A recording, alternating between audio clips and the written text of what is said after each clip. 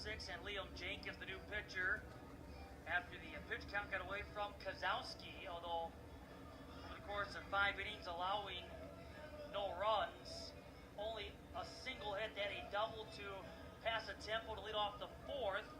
8 strikeouts, 7 of those swinging, walking 3. So he has struck out at least 8 over his last now 4 appearances. Will leave this game in line for the win. There's again a change for Kozowski, who's 1 victory and 1 defeat on the year, but now Liam Jenkins, the man in relief, with a 4-run advantage. You got to take advantage of a mistake when a team gives them to you, and we talked about what the Woodchucks have surrendered over the last several ball games throughout this season, and the Chinooks have been able to take advantage, and that's got to feel good for Kozowski. Finally have a little bit of cushion and finally say, hey, my offense produced for me, and hopefully I can hold on for a win.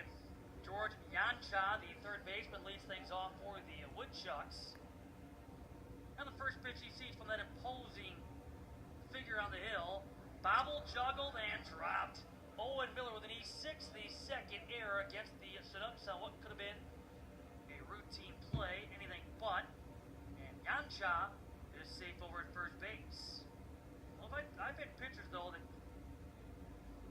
have pitched in the major leagues that have told me nothing in their mind is routine. They never, ever see a ball hit on the ground and say, hey, that's a routine play. You always think the worst. You don't want to think the worst, but you just tend to go that direction until you see the out recorded. Nothing in their mind is routine. In this case, it's the second Chinook defensive error, and Yancha able to reach, and that's the way Jenkins gets his night started. But again, he is an imposing guy on the mound at 6'8", 255. The freshman right-hander out of Arizona State says pass a tempo is retired by Matt Reardon.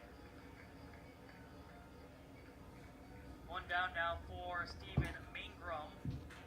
Jenkins making his 8th appearance on the hill. He's yet to allow a run off of 5 hits, 6 strikeouts, 8 walks over the course of 9 1/3 innings pitched, with the opposition hitting 156 against. He is facing the Woodchucks for the first time, pitching for the first time since the 1st of July. He was part of that slugfest on Friday, lasted an inning. Phase 4, a walk, no strikeouts, no runs allowed, nor hits against the Mallards. No balls and a strike to Mangrum. Looking to avoid striking out for a 3rd time. He wiggled the bat, able to hold up, fan the count even at 1 ball and a strike.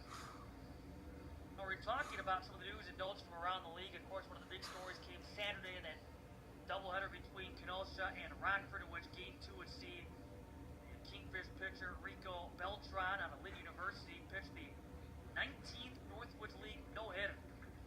He threw a 7-inning no-hitter and Game 2 a 12-strikeout performance, the first in the 3-year history of the Kingfish. That being the first no-hitter in the Northwoods League since Dominic Mazza, but Wisconsin Rapids no-hit yet lost to the Lakeshore Chinooks on July 15th of 2014, a 2-0 Chinook win, which on that date was the first no-hitter since the year before, on July 15th of 2013, when Jacob Stone did it for Waterloo against Thunder Bay. That was one of the more bizarre baseball games because you could feel it happening, but the Lakeshore Chinooks, as they did here today, taking advantage of walks, taking advantage of an error, and producing the run. And if memory serves me correctly, Wisconsin Rapids only had 1 hit themselves in that game. Yes. 3 balls and 2 strikes to Mangrum. Runner goes, swing and a miss. And striking out for the 3rd time in 3 plate appearances, Stevie Mangrum. All swinging. Yancha stealing second base. And with 2 out, it brings up Chad Fleischman, who has struck out and reached by way of an E6. So Beltran able to make some history against the Rivets. Kingfish finishing in 6th place in the first half. The defending league champions at 16 and 20. There's a strike, and the ball off the brick in the backstop, and a take a 3rd for Yancha.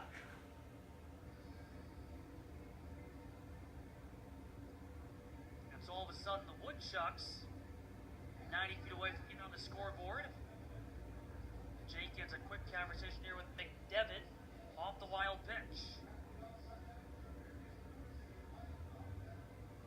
Now the Woodchucks also in the news because of their 12-game losing streak. That's tied for the longest in franchise history. They last lost 12 in a row, July 28th through August 9th, 2006, right before the arrival of Gumby, Jim Gander, to take over the field managerial responsibilities. There's a strike off the offer by Fleshman on the appeal. Count goes to 0-2.